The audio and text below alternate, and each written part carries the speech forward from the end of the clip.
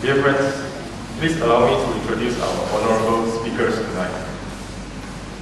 Venerable Dhammavuddho Hero is a Malaysian of Chinese descent.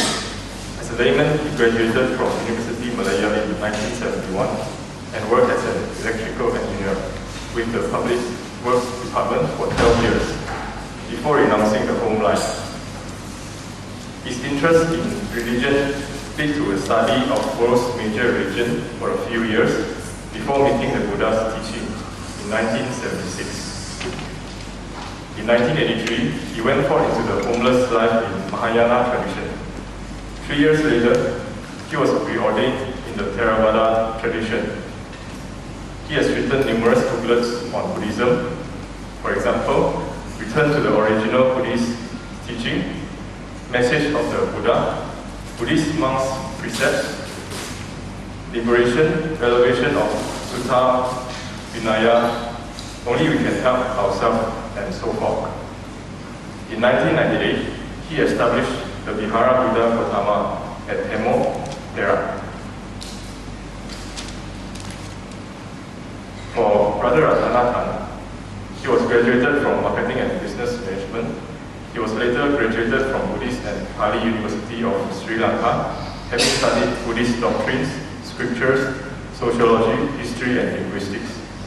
Ever since then, he has been very active in propagating the Buddha Dhamma by giving Dhamma talks and conducts training courses in university and Buddhist center throughout Malaysia.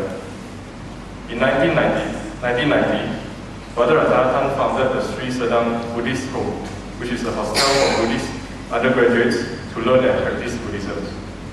In 2003, he founded the Nalanda Buddhist Society.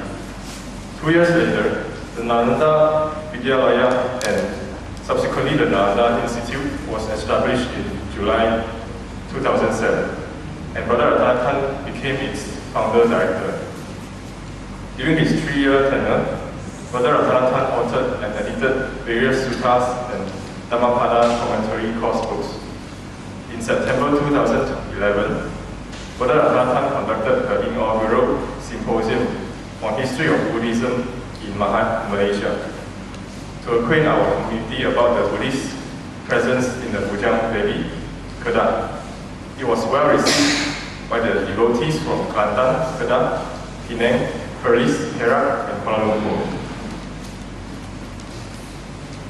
So without any further delay, let us start our tonight's forum, the Buddha's True Teaching, by inviting Venerable to give us talk.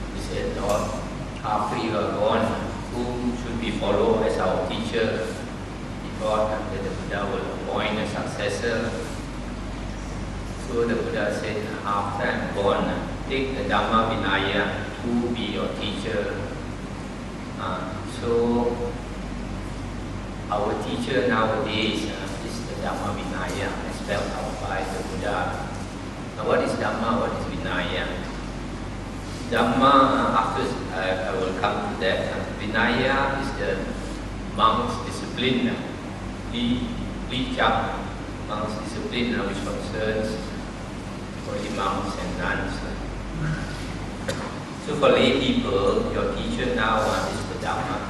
But what exactly is the Dhamma? Different schools sometimes interpret differently.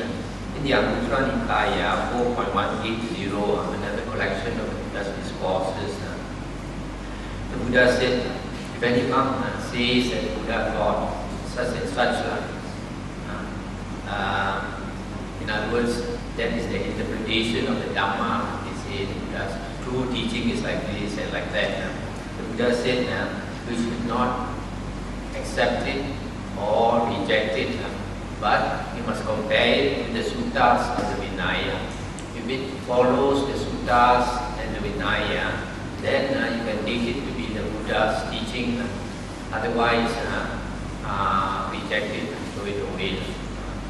So, from here, you see, earlier the Buddha said Dhamma Vinaya. Now he says Sutta Vinaya. So, in other words, Dhamma is equivalent to Suttas. The Suttas are the discourses of the Buddha, the earliest discourses of the Buddha.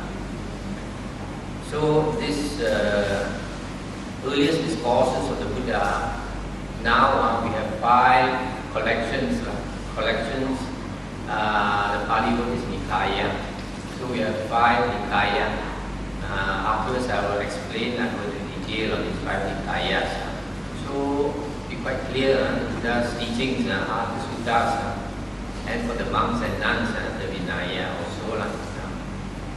So this is very important. This now will be our teacher. For lay people, it is the discourses of the Buddha, original discourses of the Buddha.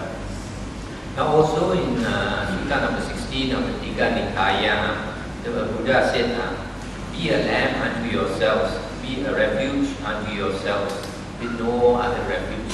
Take the Dhamma as your lamp, take the Dhamma as your refuge, with no other refuge. What the Buddha is saying is, here is you have to depend on yourself and not depend on any other Bodhisattva or Buddha or Deva or Guru or teacher.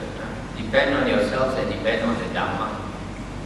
Why did the Buddha say depend on yourselves and depend on the Buddha? Because in the Anguttara Nikaya, the Buddha said that in the future there may be a very world famous monk with a large following of disciples, lay disciples as well as monk and non-disciples. And this monk may be very learned and he has been a monk for a very long time. Even such a famous monk, the Buddha says, can have wrong view. So be very careful. Don't think that a certain monk is famous or that his followers are a lot and all this, that everything that he says will be correct. Our true teacher is the Buddha. So we must compare whatever monk says with the Buddha's teaching, with the Buddha's discourses. Only if it follows the Buddha's discourses, then only you can say he is teaching the Buddha's Dhamma. He's not teaching his own Dhamma. Nowadays a lot of people teach their own Dhamma. So this is another thing that you have to be very clear. Also here you can see from here, the Buddha said, be a refuge unto yourselves. Depend only on yourself and on the Dhamma. In other words, nobody can save us. Only we can save ourselves. Only we can help ourselves. That's why the Buddha said, the Buddhas only show the way that you have to walk in. Even the Buddha himself also cannot help us. He only shows us the way. That is the best he can do, show you the way. This is the way. If you do this good karma, you will reap happiness. If you do this evil karma, you will know suffering later. So we have to choose. There are some people very nakal. Teach them also, they won't listen. So such people, even the Buddha also cannot help. Also in the Vinaya books, monks' disciplinary books, the Buddha said that the true Dhamma will last 500 years. Later books, they change a bit and say 5,000 years. But actually, the Buddha's earliest Vinaya books, the Buddha said that the true Dhamma will last 500 years. What does it mean? Because now we are in 2,500 years after the Buddha. What the Buddha means is that the Dhamma, the Buddha's Dhamma will be pure and unadulterated, not mixed, not rojak like now, for 500 years. That means after 500 years, the Dhamma becomes rojak already. So because it's rojak already, it's very difficult to distinguish the real from the false. The Buddha said there a time will come, just like gold. Now everybody wants gold because gold is real, it's pure. But there a time when people make counterfeit gold, false gold. And then if you are not professional, you can't distinguish between the real gold and the false gold. You'll be cheated. And nowadays they make false diamond also, almost like the true diamond.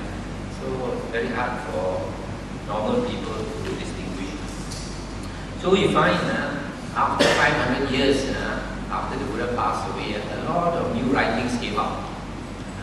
This one you will know for yourself, like you go to any bookshop or any Buddhist center, you find so many types of writings which are not actually the Buddha's words. The Buddha's words are the discourses of the Buddha.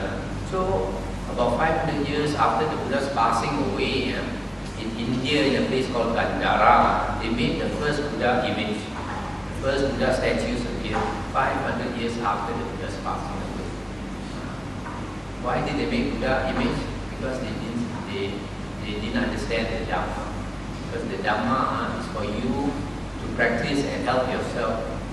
Just now we heard the Buddha's words, you cannot depend on anybody. Depend only on yourself. Be a refuge unto yourself. Be a lamb unto yourself. So these people, they don't understand the Dhamma. They start to make statues for people to pray. Pray for help. Pray for divine help. So after making Buddha statues, later they make Bodhisattva statues and all these things. So all that is not part of Buddhism. Nowadays it's so common. If you go to a temple without Buddha statues and Bodhisattva statues, they say, what kind of temple is this? That's enough. But there is the Buddha's temple. In the Buddha's days, no Buddha statues. That's why you come to a monastery in Timor, a lot of people surprised. They ask me, where's the Buddha statue? I said, no Buddha statue. Especially old ladies, they are so used to praying. Without praying at the Buddha statue, they don't feel comfortable. As though it's not a temple. So, in the another sutta, in the Anguttara Nikaya 5.43, the Buddha said, those things that we want, for example, everybody wants to be born beautiful, everybody wants to be happy, everybody wants to have a long life, and after passing away, you want to have a good rebirth, isn't it? All these things, everybody wants, but very hard to get. And the Buddha said, you cannot get it by prayers, by vows, by crying for it. You cannot get it. The Buddha said you have to walk the way, do the karma that will bring you what you want. The Buddha said, if you can get what you want by praying and crying and making vows and all that, the Buddha said, why is there so much suffering in the world? You look at all the beings in the woeful planes, in the ghost realm, in the hell realm, animal realm. Every day they are suffering, especially in the hell realm. Who is helping them? They always talk about all these bodhisattvas and buddhas, but hell has not even one being has been helped out of hell. Not even one. So that's why hell is always full of beings. If the Buddha is so compassionate, the Buddha is passed through way, great wisdom, and all the psychic powers the Buddha has. If the Buddha can help them, all the Buddhas will come together and help them all out of hell. If the Buddhas also cannot help. So this is another point you have to remember. Later teachings we change this and ask you to pray to this and pray to that. Now what is the Dhamma, the real Dhamma? Since the Buddha said that the real Dhamma will last 500 years, so we have to find during these 500 years after the Buddha's passing away, how to get the original teachings of the Buddha. Luckily, we have King Asoka. After the Buddha passed away, about 250 years, King Asoka was in India. And he was a great supporter of Buddhism, and he wanted the Dhamma to be known. So he made stone pillars, stone pillars, round one, something like every kilometer, you put a pillar by the roadside so that people pass, they can see what did the Buddha say and all this. So he got people to carve out the Buddha's words on these stone pillars. Now they dug up these stone pillars. They find during Emperor Asoka's time, the Buddha's teaching consisted of 5 nikayas. These are the discourses of the Buddha. These 5 nikayas contain the discourses or the suttas of the Buddha. The first nikaya is Digha Nikaya, collection of long discourses. The second is Majjhima, collection of medium length discourses. Third is Samyutta Nikaya, collection of topically grouped discourses. And then Anguttara Nikaya, again short discourses, numerically arranged. And the last one is Uddaka Nikaya, small collection. So we know this from these Asoka pillars. So now we know that during the Buddha's time and during Emperor Asoka's time, this was all the Dhamma we had. Only these 5 collections of discourses. This is the real teaching of the Buddha. And the Vinaya books consist of these 3 books of the Sutta Vibhanga, and then the Mahavagga, Chulavagga, and Paribara.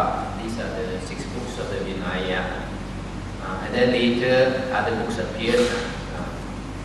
Now there is a very important sutta in the Digha Nikaya, Sutta 29, where the Buddha said that his teachings are pure, perfect and complete. These 2 words are very important. Perfect and complete.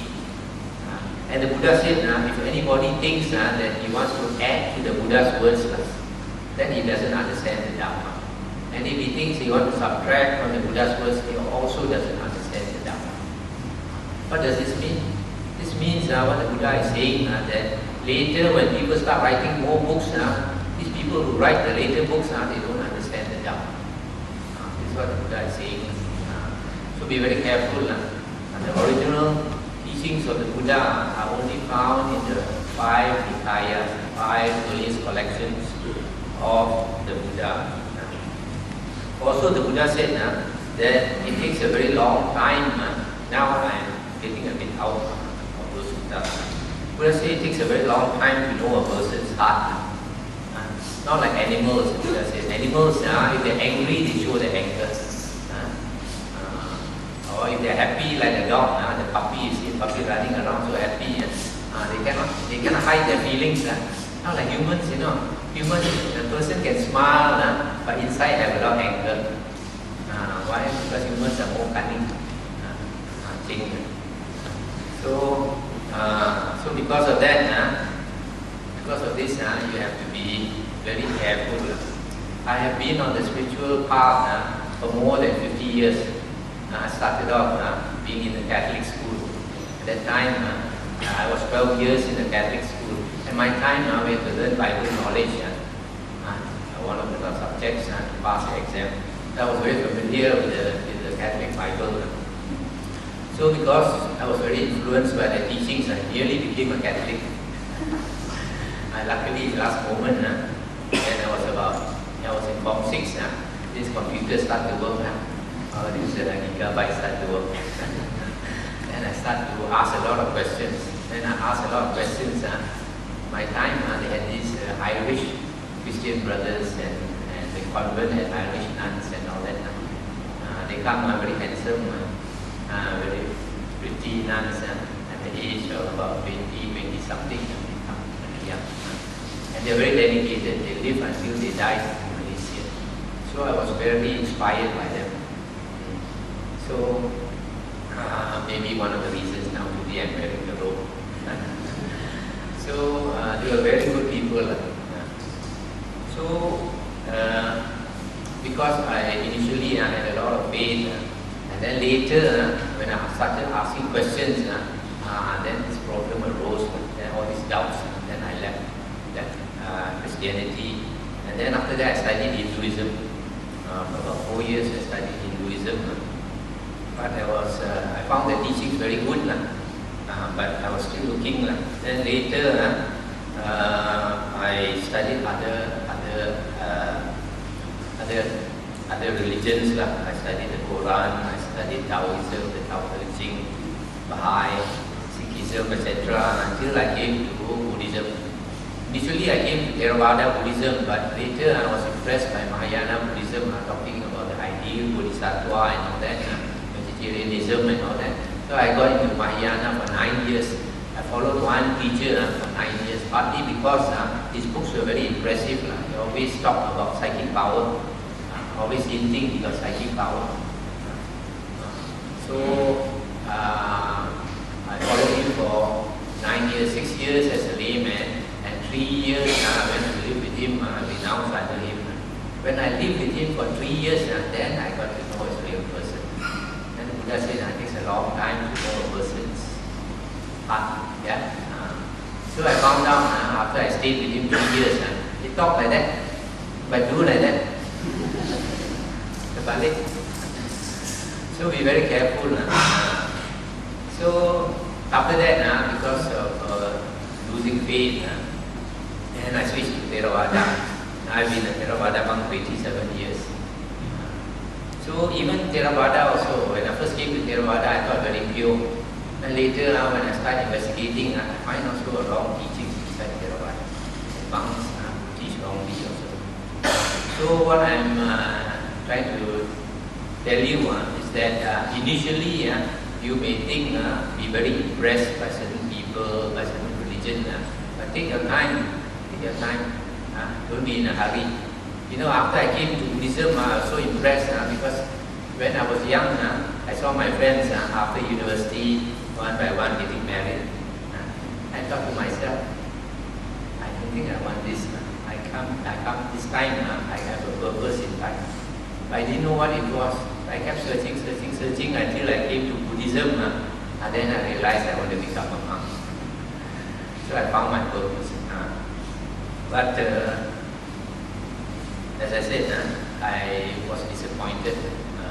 So what the lesson here I'm trying to tell you is to be very careful. After I decided to become a monk, I did not become a monk immediately because a person cannot be irresponsible. Even if you want to become a monk or a nun, you cannot throw away everything and run off. I have seen some people irresponsible. I've seen when I was in Thailand, I stayed in a monastery. One young man, maybe about 30 years old, 30-something years old, he came to become a monk. But every day, his wife would come to the monastery and look so sad. Trying to get him back. Why? Because there's a few children in the house. So this is very irresponsible. You don't do your duty, you run off like that and left the wife carrying the babies. So in the same way, young people, you want to renounce also, you have a responsibility to your parents. Your parents have been good to you for so many years. The Buddha said it's very hard to repay the parents' kindness. The Buddha said in the suttas, even you carry your father on one shoulder and your mother on the other shoulder for 100 years and they shit on you every day, you urut them, you bathe them, you feed them for 100 years or so, you cannot repay your parents' kindness. Now I reflect back, my parents both have died. I feel a lot of gratitude towards them. There were many times I was so sick, I nearly died. How many times my mother rescued me? At night when I cannot sleep, my mother carried me. My mother also cannot carry me around until I fell asleep. So all these things, if you reflect back, especially when you grow older, then you will realize. When you are young, you don't think of all these things. So when I wanted to become a monk, when I told my parents the idea that I want to become a monk, my father's eyes got red. He said, old people, they don't understand. They said, he told me, when a person has no job, no money, no house, nothing, down and out only, I think of becoming a monk. You have a good job, why do you want to become a monk? So I saw his eyes so red, I cannot say anything. Then my mother told me, wait until I pass away, then you become a monk. And I thought to myself, that time maybe she was maybe 70 something. Her mother died about 100 years old. I thought, want to wait so long. So I waited a few years. In the meantime, what do? I prepare. Every now and then, after a few months, I remind my mother. And then I bought a house. I paid for the house. After a few years, my father passed away. Then I saw more dukkha. Then I finished paying up the house. I left that to my mother. Then I ran off to America to become monk. So this is what I'm trying to say. You have to fulfill your responsibility. Because I left a house for my mother, at least she got rent to collect every month to support herself. That's enough. Parents look after children, bring up children with the hope that one day when they grow old, children will look after them. That's enough. It's the same with everyone. Even you become a monk or a nun also, when you are old, one day you need somebody to look after you. Always remember that. One day when you are too old, you will be lying on the bed, you cannot help yourself. People have to help you. So always you have to remember this filial piety. How Sun Fu. Also from my experience, if any monk talks about psychic power, Sen Tong, you have to be very careful.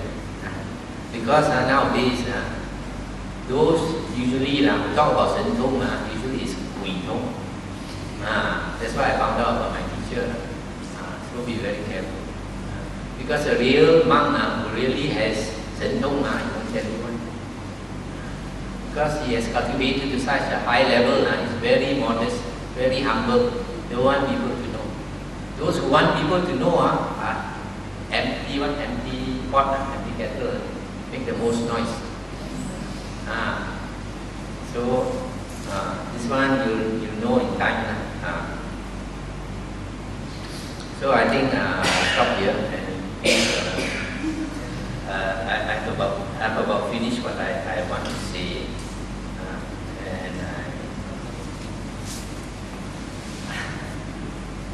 Oh yeah, I want to say, if you meditate and you expect to see this and see that and hear this, hear that, you are going the wrong way already. You know, in the China, the Chanzhong meditation school, if you come to learn meditation from the teacher, one of the first things he tell you, more life, more cha, more life, more cha. What does it mean? Mara, more woman, or on life, cut him off. Buddha come also, you cut him off. What it means is, when you are meditating, if you see anything or hear anything, you must ignore it. Don't pay attention. If you pay attention, you're going that way. Especially, if you start hearing voices, hearing sounds, that is very dangerous. Because I know people who go and learn meditation, and then there are a lot of deviant teachers, You learn from them, the spirit enter you. And then they start hearing voices, talking to them. That is already the Puyi already jip already. I know one man, he went to learn meditation with this teacher, and then suddenly he felt like two knives poke him from behind. And then the spirit entered him. And then start hearing voices. And after he came home, quarrel with the wife, quarrel with the children, everything. Until one day they had to bring him to see a very old monk. At first, they don't want to go and to drag him. Then the monk did some chanting, gave him some water to drink. Then he felt like behind him, like the air coming up. The spirit went away. So, if you learn meditation from any teacher, if he don't tell you this, be very careful. Start hearing voices or hearing sounds and seeing things, they're on the wrong way.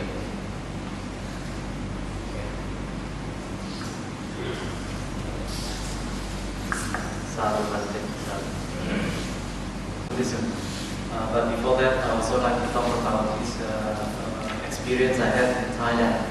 I am an often visitor to Thailand, and just not too long ago, I visited a very famous meditation master. And he was quite old, probably about 79 or 80 years old. And people from Bangkok said, yeah, every time you must go and see Rampu. Rampu is a venerable grandfather, very old monk. And he's so well known and so on and so forth. He's an Arahant, probably. He has so many disciples, so many of his disciples also are very good teachers. So I said, surely, let's go. And he lived quite far away actually, and it took about 2 hours of a jeep, just to go into the village and then to his monastery. And on the way into the monastery, he came down from the vehicle and walked in about another 300 meters. Finally, when we came into the very modest place, very modest wooden hut, that the old monk was sitting there together with some of his disciples. And then the person who brought me there was also a monk and said, oh, uncle, this is Malaysia, from Malaysia. This is Brother Dhammavuddho. He's a director of Nalanda Institute and a Dhamma speaker and so on. And then the monk would look at me, very kind face, and then he smiled. And he spoke in Thai. He said, yeah, before you came in, I already saw you. Oh, I said, wow, so strong, the psychic power. Before I came in, he already saw me, he already saw my face, Then, as I was thinking, so wonderful, then he smiled and he said, CCTV.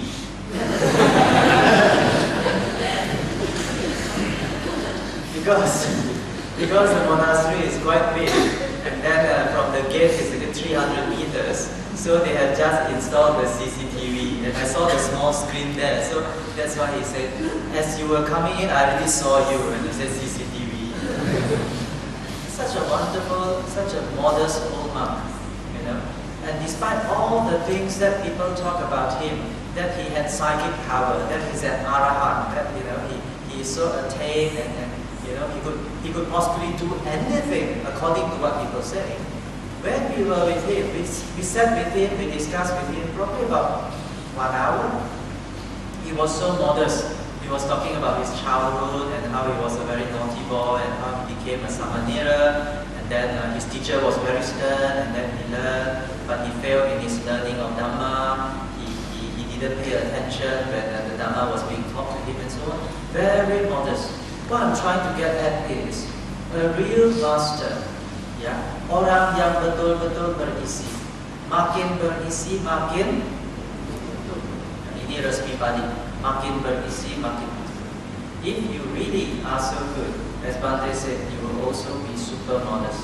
And not modest so that other people can see, wow, he's so modest and humble. No lah, not for that. That's very egotistic.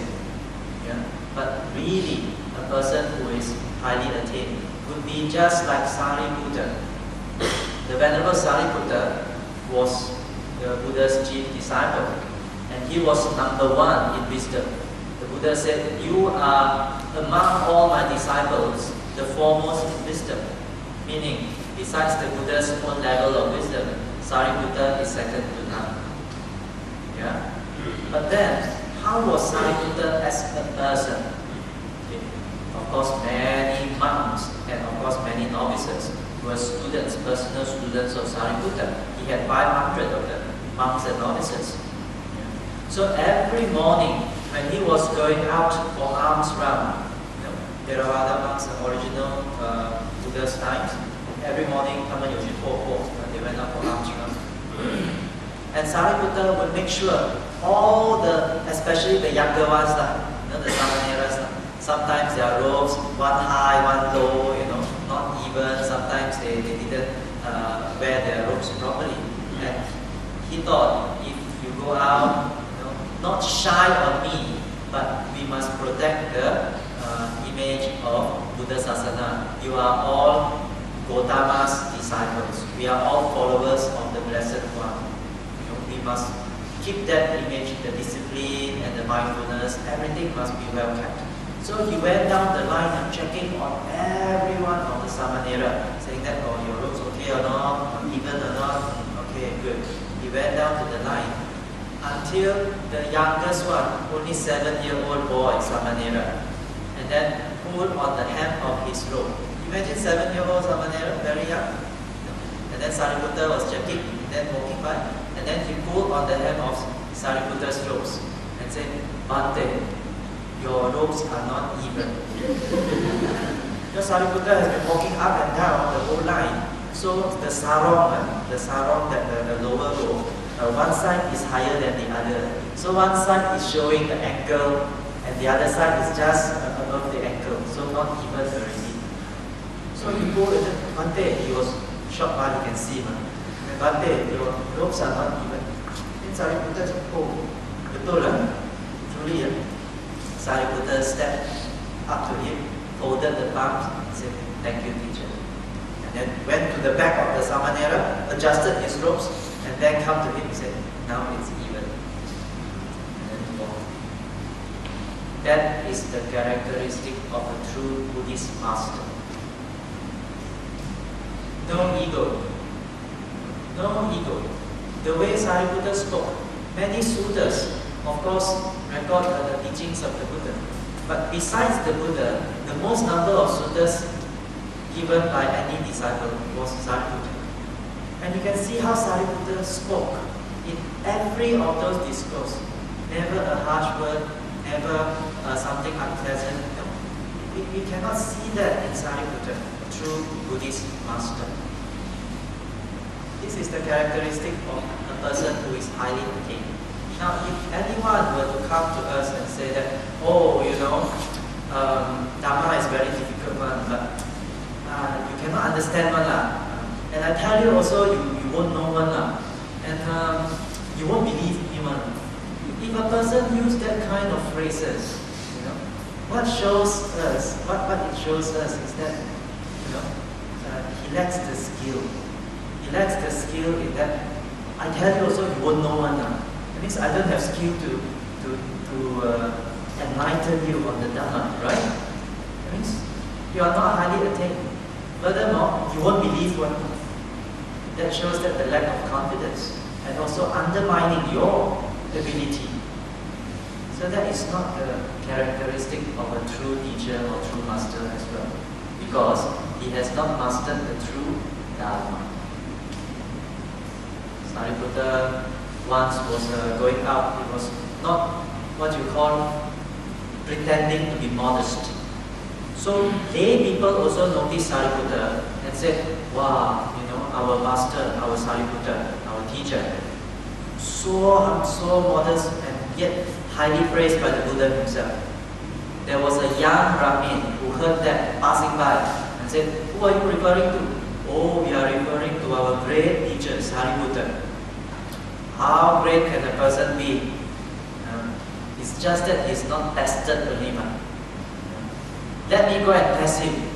Then the two men who was talking, hey, don't test him. He said, no need to test one, he will pass anything. He said, oh, yeah? Okay, in that case, let me go, I will test him.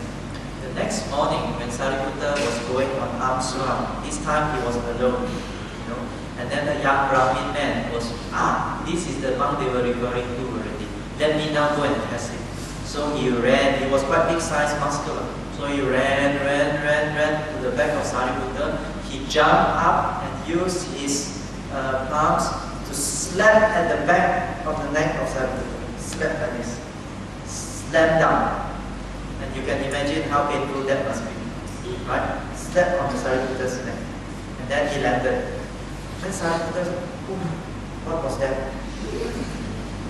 What was the big knock on the back of my neck? Then Sariputta had supreme mindfulness.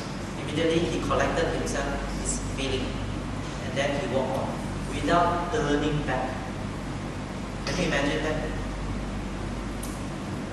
For me, don't need to slap the back also, people tap the hair also go away, agitated. We also agitated, just people slap the hand also, we turn back, who is it? See Sariputta. So these are some of the characteristics of a person who is highly attained in the Dhamma. If it is Buddha Dhamma, and if they are highly attained, then they will have all these traits like Sariputta.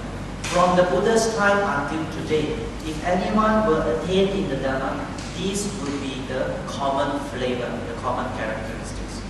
It really takes a long time, as Bhante said.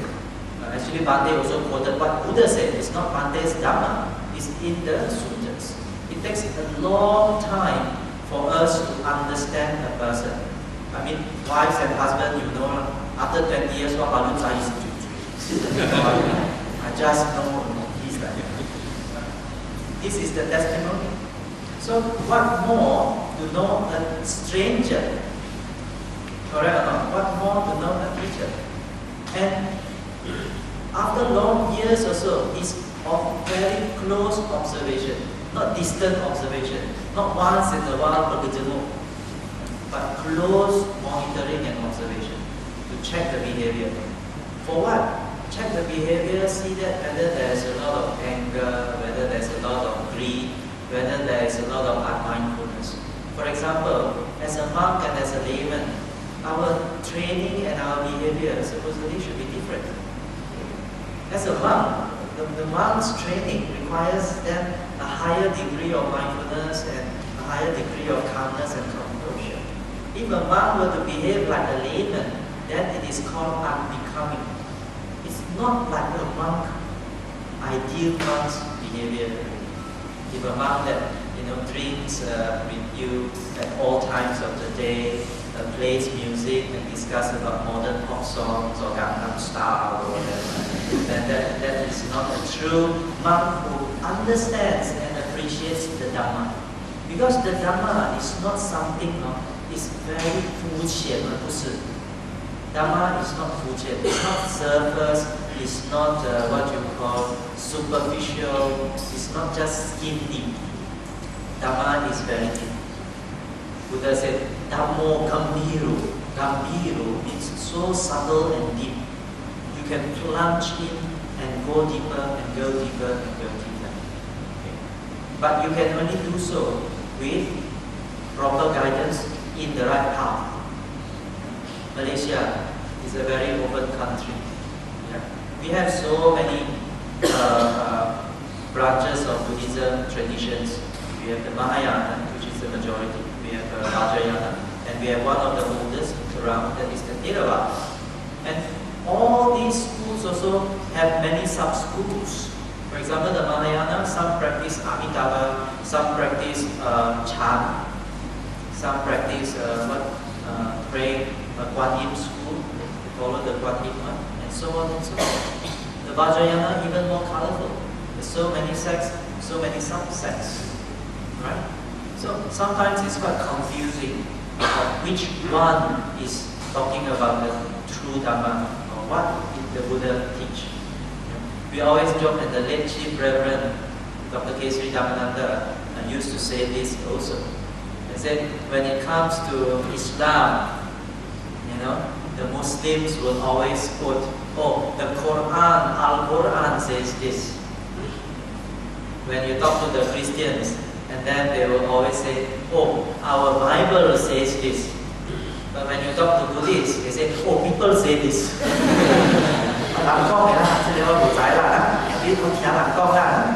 Always like that. They cannot say what the Buddha taught. I once asked my elders, when I was younger, and then they keep praying and get Thai Gui, and I'm doing Gui, and also there. I asked, these things, how many surah do I buy? How many surah do I buy? Because you ask me, today I have Chiapeng, today I have Topeng, like that. But I asked them, how many surah? Why you must put like that? Oh, today, they pass down from generation to generation. This is how it's done. And then I asked, who taught? Oh, grandmother, my grandmother. My grandmother. So I said, is it Buddha's teaching? Because I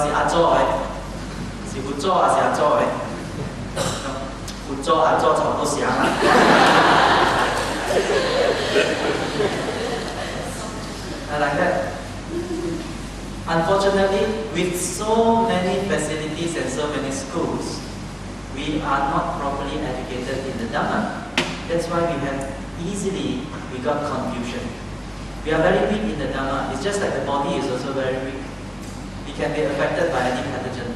We can just get flu or just contract anything so easily because we are weak. Because our knowledge is so thin, anything that comes in also, we get confusion. And this is the misfortune in Malaysia regarding Buddhism. If you look at the history of Buddhism, if you look at how it started, during Buddha's time, there was, of course, the Buddha was around. Anything also people can refer to the Buddha. But after the Buddha passed away, as a venerable quoted, Ananda asked him, so when you are not around, who are we to refer to? And the Buddha said, Dhammam ca vinayam ca ayam desito. This Dhamma and this Vinaya that I have so well preached to you, Mama Chayana Sata, after my death they shall be your reference and teacher. So that's why we refer always to the Dhamma and the Vinaya as a guide for true Dhamma. But after many centuries, you have many other interpretations of the Dhamma. One of the problems was when they used language. The Buddha spoke in Kosali or Madani, and the closest is, of course, today's Pali. Today's Pali language is the oldest. It's as if the Buddha himself has spoken it. It's a very close relative of Madani. When Buddhism became widespread, spread out of the central part of the Ganges Valley to other parts of India, they were not familiar with the local language. So they studied in their own language. One of the language which was very popular at the time was Sanskrit. Sanskrit was not just used by people for religious purpose, it was also used for normal purposes, conversational purposes, and also hymns, and also guitars, and also poetries, and compositions, essays, and so on. And on top of that, Sanskrit was used by the Vedic religions. Before Buddhism, there was Vedism, Vedantism, there was Brahmanism. Then only it became Hinduism in about 1,100 years ago. Modern Hinduism is derived from about 1,000 years ago. Before that, you call it Brahmanism. Before that, it was Vedanta, the Vedas. The Vedas also use Sanskrit. The Jainism, another religion that is contemporary with Buddhism, they also use Sanskrit. So when Buddhists also started to use Sanskrit, the term, for example, karma, used by these Brahmas, used by these, Jainas, and used by others also, it was incorporated into Buddhism. The interpretation of the Jainas also affected the interpretation of Buddhism. So our concepts were project already, as Bhante said. The 500 years after the Buddha passed away, the Mahayana school became very, very strong. Okay? And then overtaken the earlier schools of Buddhism. 1,000 years after the Buddha passed away, started the Vajrayana school. Today, one of the remnants of the Vajrayana school is the Tibetan Buddhism. And they have so many kinds of rituals, so many kinds of mantras. In Mahayana school, they have this Kuan Yin image. But by the time it became a Vajrayana, the Kuan Yin is not just one that looks very serene, that looks very kind, very compassionate. They have one Kuan Yin that holds the sword, that had long tongue and then eyes like that. It's a demon-looking Kuan Yin. Okay. By the time it became the Tibetan Buddhism, it has this kind of change and manifestations already. So, 搞到 in Chinese we say 满天神佛. You go to a temple sometimes, that walls, the main altar, and this side and that side, all full of images. And on the ceiling and the pillars also full of these drawings, like so many eyes looking at you, but cannot protect you. So many kinds of ceremonies, but cannot save us. So we are entrapped by all these concepts. As I said last night, if you attended the talk, Buddha taught Dhamma. Why did he teach Dhamma? Because he realized the Dhamma. He realized the Dhamma and gained enlightenment, and he decided to teach the Dhamma because it can enlighten beings. That's all the Buddha taught, Dhamma. People later invented Buddhism. 佛教什么？佛教的是法。那么人教的是什么？人教的是佛教。我们把它化为宗教。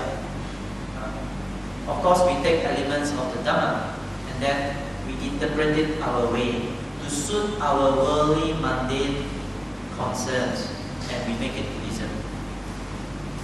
When the Buddha was with his early disciples, it was in Benares in the year 588 BCE, before Christ was even born, 558.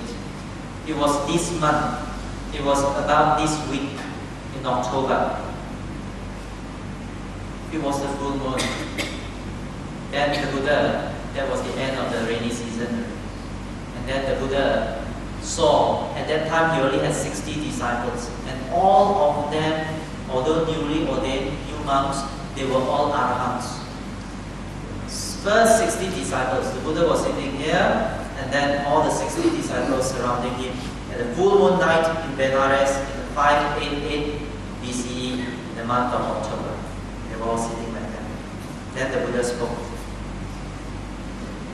Bhikkhave, Mutuaham bhikkhave, sabbapase, ye diva ye jamamusa. Tumhe bhikkhave mutta sabbapase, ye diva ye jamamusa. Monks, I am totally free from the bondages, whether divine or human. You too are free from the bondages, either divine or human. Meaning that you are no longer attached to or bonded to whether divine powers, supernatural powers, because your attainment is not supernatural, it's very natural. If nowadays people go everything for supernatural, after some time you become very unnatural. Dhamma is very natural. Dhamma is not supernatural.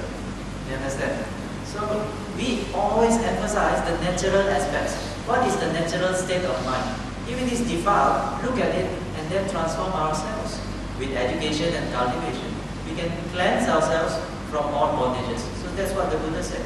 You too, he was addressing the 60 monks, are free from all bondages, whether divine or human. Charata bhikkhave charika, Bhaujana hitaya bhaujana sukaya lokam kapaya, ataya hitaya sukaya deva manasana. Therefore, go forth, O monks, go forth, for the welfare and for the happiness of many, for their good, for their welfare, and for the happiness of gods and men. Deseta bhikkhave dhammadi kalyana maji kalyana pariyosana kalyana sattang sabhyamjanam. Spread to them, enlighten them, educate them in the Dhamma, which is beautiful in the beginning, beautiful in the middle, and beautiful in the end. Dhamma is beautiful. The Buddha used the word beautiful, kalyana. It can mean beautiful, it can also mean useful, it can also mean very subtle, it can also mean very penetrative in its subtlety. Kalyana, it means something which is so good. Kalyana mitra means the best of friend, in a spiritual sense. So, Adi Kalyana, in the early it was beautiful. Early it is already very useful. Maje Kalyana, in the middle also it is beautiful and useful. Ariyosana Kalyana, until the very end, Dhamma is still useful and beautiful. Sattang Sabhyamjana. It's not just in words, when you hear the Pali is beautiful or not. It's beautiful. But also in the meaning it is more beautiful. So, teach the Dhamma. So the monks became the first batch of missionaries to teach the Dhamma. When they taught the Dhamma, a lot of people were very attracted. But they didn't use any psychic power. However, besides Buddhism, there were other religions also. and they use supernatural or psychic powers, so-called avinya. They create magic and so on. So in the town of Nalanda once, the Buddha came to Nalanda, and there was a lay disciple at Nalanda who came and paid respect to the Buddha and said, "Oh, Nalanda now is different already.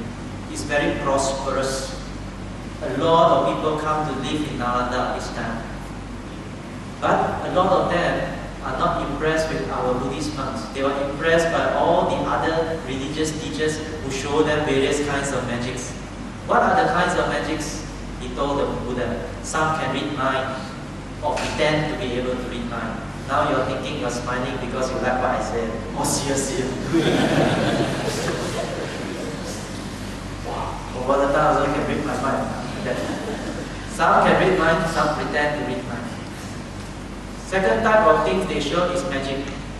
For example, certain objects they make them move. Certain objects they make them appear big. Certain objects they make them appear disappear again. Disappear and appear again. So they created that kind of magic. So this man, he asked the Buddha, "Bhante, please allow our Buddhist monks to also have this kind of magic. Of course, some of them already have that. Allow them to display magic so that we can attract a lot of people to come to Dhamma talks." The Buddha said no. Second time he explained to the Buddha why. Asked again. Buddha said no. Third time he asked the Buddha. Buddha also said no. 3 times no means very far. Then the Buddha told the man, he said, "There is only one kind of magic which I approve of. Magic or miracle. We call it patihariya. Patihariya means magic or miracle. There's only one kind. Ekam patihariya.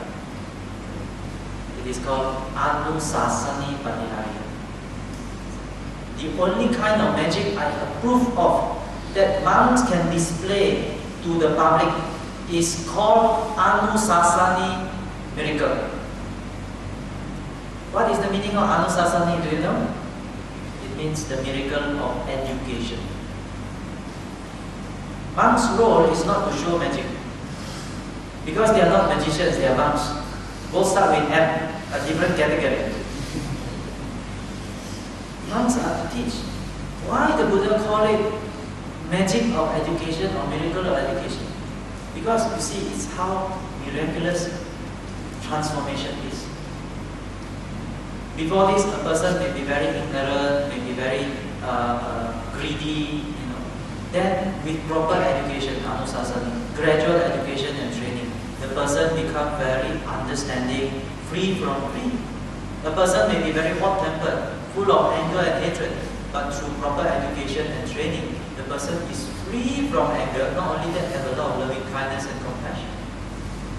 Person may be very deluded, very lost in life, but through proper education and training, that person not only has found his path, but attained and realized the truth.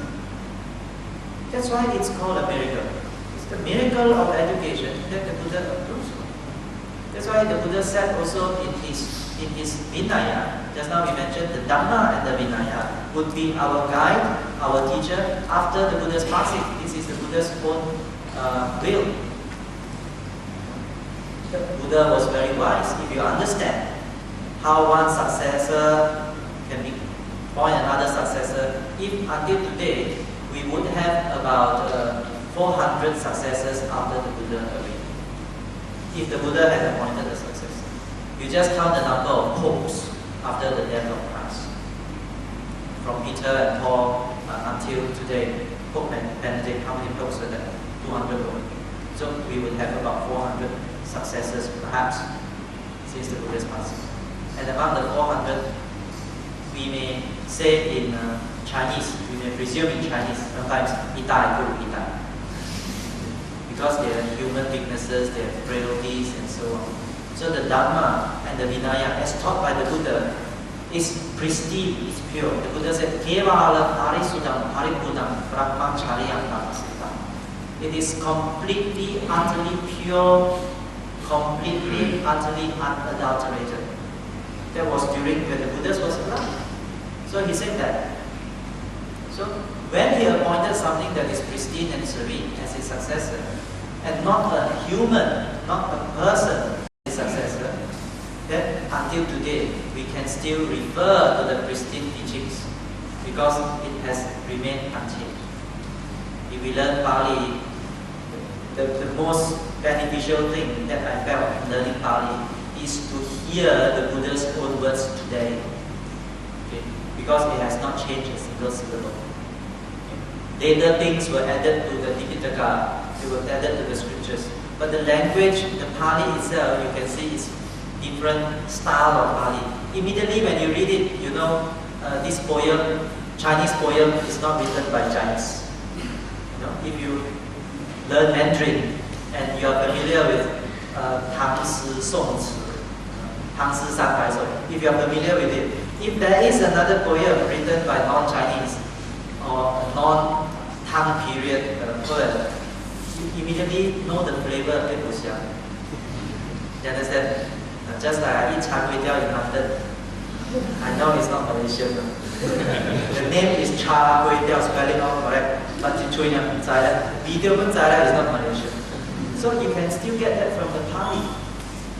That is the benefit, hearing the Buddha's own words even today. Okay.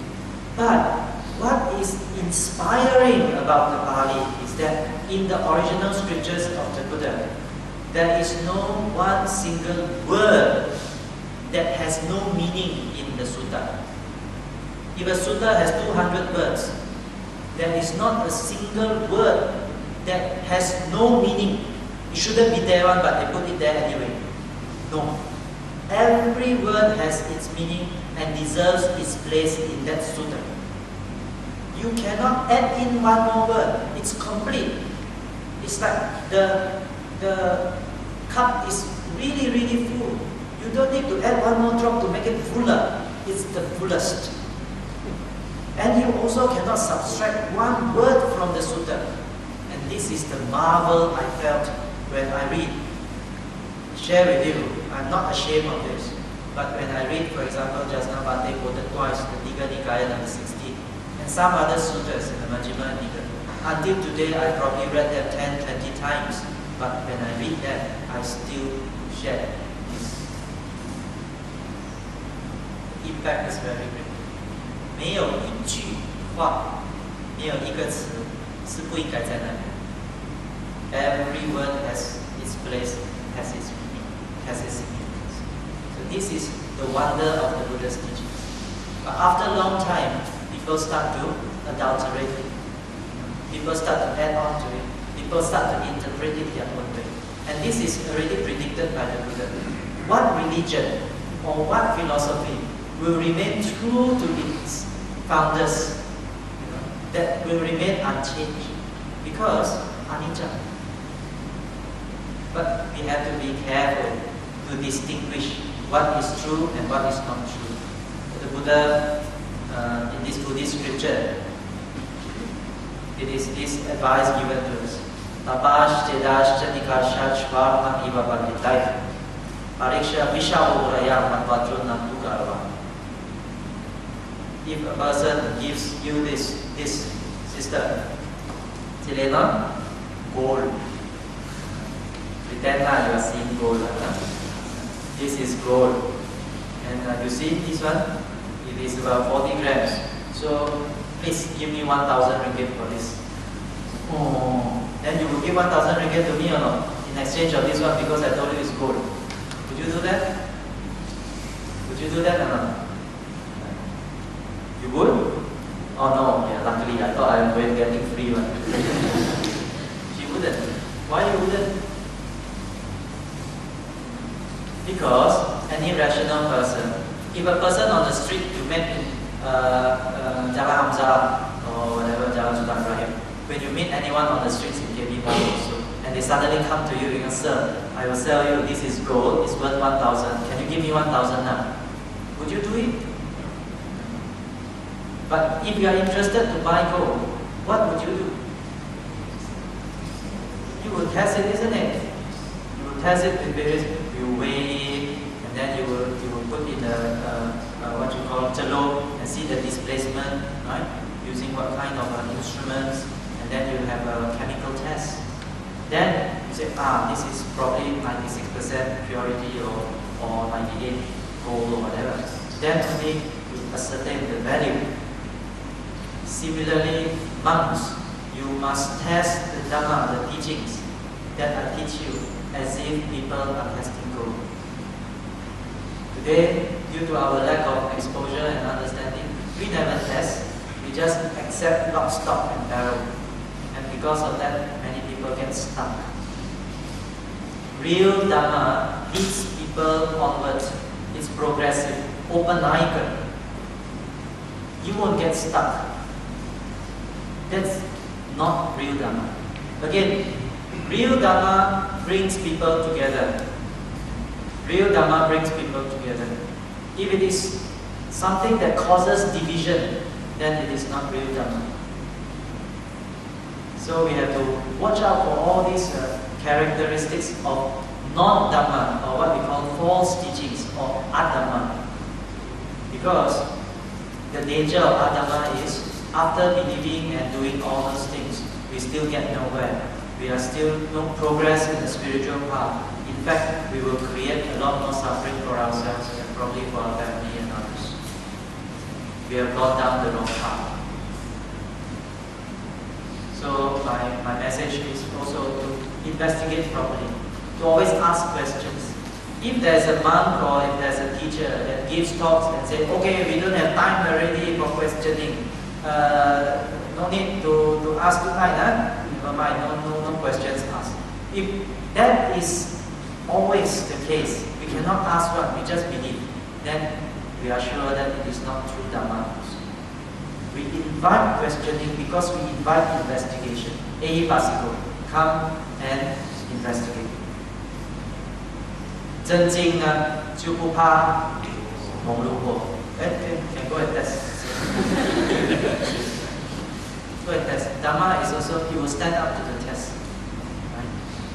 So sometimes I also travel to Thailand, I also travel to other places, and then I hear of marvelous teachers, and we call them mavericks. You know what are mavericks? Mavericks means seemingly clever people display all sorts of cleverness, smartiness, but not wisdom. So the way to expose mavericks is just to sit down in a panel, and then with other Dhamma practitioners or teachers, and then just give your talk and views and so on. And immediately the audience will be able to distinguish. If you put real gold here and fake gold by one side, and then bronze by the other side, if people who are a little bit wise, when they look around, they're not blind, when they look around, they know that this one is gold, this one is not, this one is plastic spray with gold. Won't you be able to tell if you have a gold chain or you have a plastic chain sprayed with gold? Wouldn't you be able to tell? You need not be an expert, but when you look at it, you can also tell. What more you really test? So when they're seated together and you ask questions, that is the real test. Right? Because there's a lot more, so I would like to maybe just pause at this juncture and pass back to the Buddha always cautioned his disciples to act in a way that will give faith to those without faith, and for those already with faith, they will have even more faith. So if the disciple acted in a way that gave people less faith, the Buddha will rebuke the disciple. So we know today some of the students here have acted in a way which was not wise. It's not wise. As a result of that, you find today in this campus, a lot of students they have lost faith in the Buddhist religion. Yeah, and parents also. Parents of those students affected, they get so annoyed, not only disappointed and grief-struck, they get so annoyed that some of them lose faith. And that's very bad. So this kind of action, you are causing bad karma, not only to your parents, but also to a lot of people. That's why I said just now, whatever we do, don't be rash. Don't do things in a hurry. We always see in the papers, people who do things in a hurry is a regret. You see sometimes a young girl, because the parents scold her a bit, she ran off with a boyfriend. A boyfriend that she only knew not so long ago. And then the boyfriend make use of her, become a prostitute and all that to earn money. She never suspects. I was told also that nowadays we have a lot of foreign workers. So there's one girl also fell in love with this foreign worker. Parents objected, but she insisted on marrying this foreign worker. And then the parents couldn't do anything, so she married this foreign worker, went back to the country. When she went back to the country and started to have baby and all that, she found the condition so different from Malaysia, so much suffering that she couldn't stand it. After a few years, she wrote back, wanted to come back. Then the parents, maybe after 1 or 2 years, or 3 years, and then the parents, when they told her not to go, she insisted on going. So now they're a bit reluctant to take action also. But eventually, when the brother went to fetch her, she went crazy. So much suffering there. So a lot of things you don't expect. You take the plunge, but you don't investigate enough. So have to be, don't be so gullible and simply believe somebody that you don't know so long. Your parents are those that you are closest to you. Nobody loves you more than your parents. One day when you become a parent yourself, you will know how much you love your child.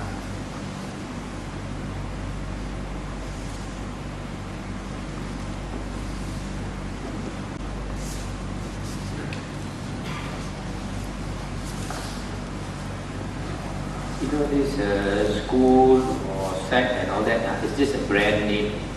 We don't need the brand name. What we want to practice is the Dhamma. So, unless you study the Buddha's words himself, you don't know how to compare.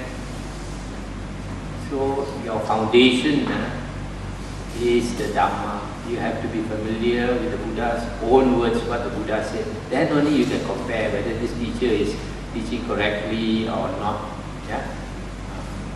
So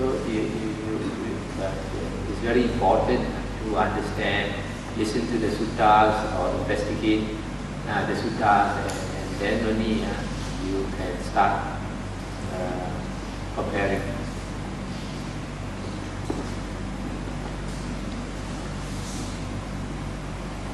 Any other questions?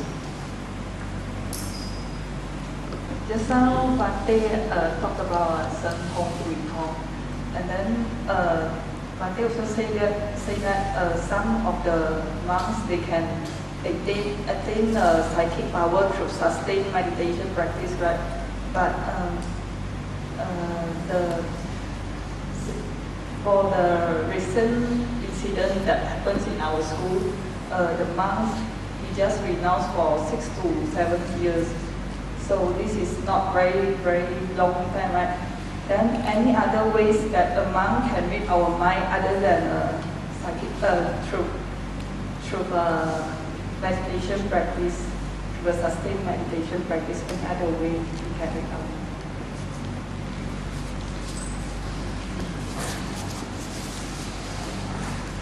I have direct experience with a teacher who uses this Guitong. What they do is they keep the spirit, and this spirit is a kepochi, always will go and find out information and come and report back to the owner.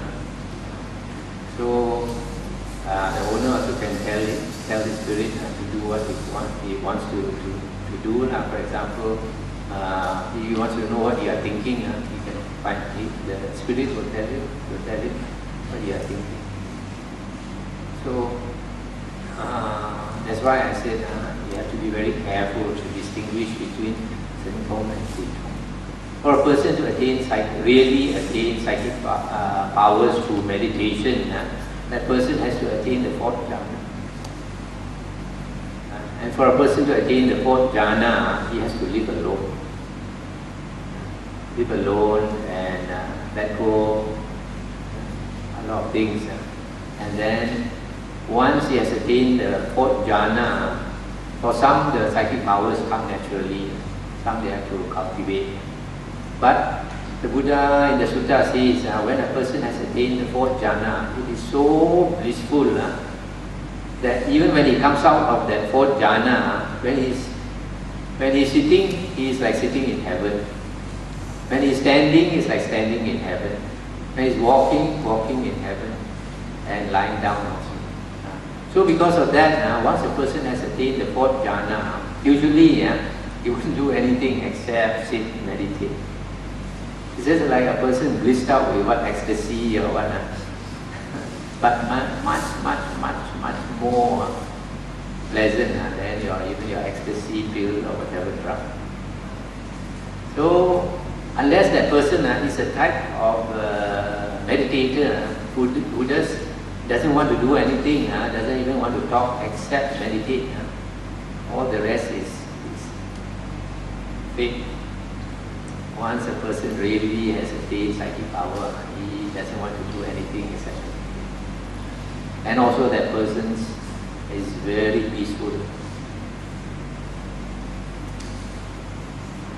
So it's not so difficult to distinguish. Bhante mentioned that the person that attained that jhana is very peaceful. And how can you know a person is peaceful? You can know a person is peaceful or agitated through his bodily action, how he behaves. Some people behave in an agitated way and say, "Hey, why are you angry?" "Oh, I'm very peaceful." Fake. You can know whether a person is peaceful or not through his speech. Okay. Thoughts, not so easy to see a person's thoughts. But whatever a person is thinking of often, it will manifest itself through speech or action. So you can see through that three doors, countenance, action, and also speech, whether a person is peaceful or not. And a person may pretend for some time, but they cannot pretend forever. That's why it takes a long time to understand another person. It takes even a long time to understand ourselves. And to see very carefully, not casually see, but see carefully. Observe very mindfully, then we can understand. When we know that the person is not really peaceful, then there is no symptom. And my experience is, I went to a very good school, and we have many smart students, and they are not even Buddhists. And in discussion, in tutorials, okay, we are able to anticipate each other's points of arguments.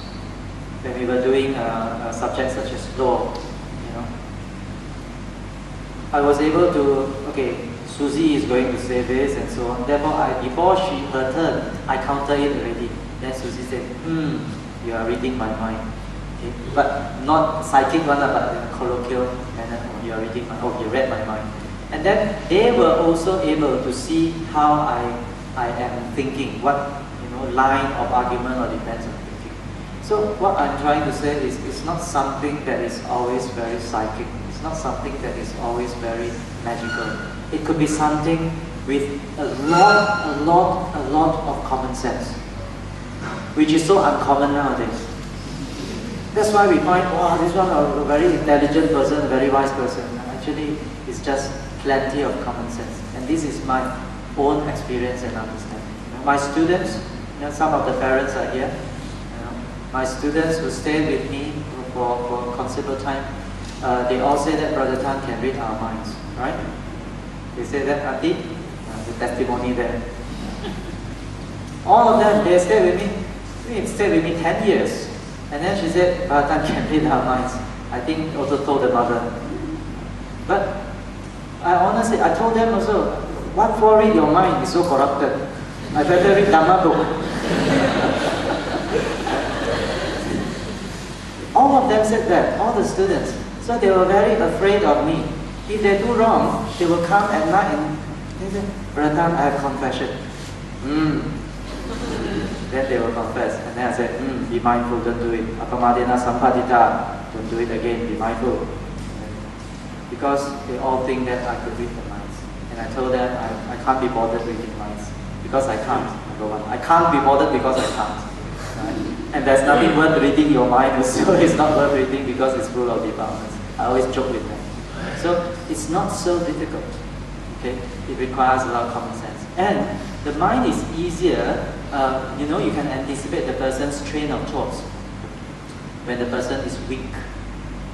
When the person is weak, you can cycle them and then he can lead you. This is called misleading. And then you can tell, what are you trying to prove? When you tell, okay, you are like this, and then, 你呢？你就不同了，你就是想这个了咯，你呢？我知道的，我知道你不相信的。But what are you trying to prove? Pointing this and pointing that, We are trying to prove our superiority. That means inherently we are inferior. A person who is truly superior, according to the Buddhist scriptures, no such behavior. Brother Tan said it's even more true of a person who has a robe, because people have more faith. Yeah. So in the same way, like Brother Tan, some of my followers, they believe that I have psychic power. Even though I tell them I don't have, also they think they still believe. So it's very easy for gullible people to think a monk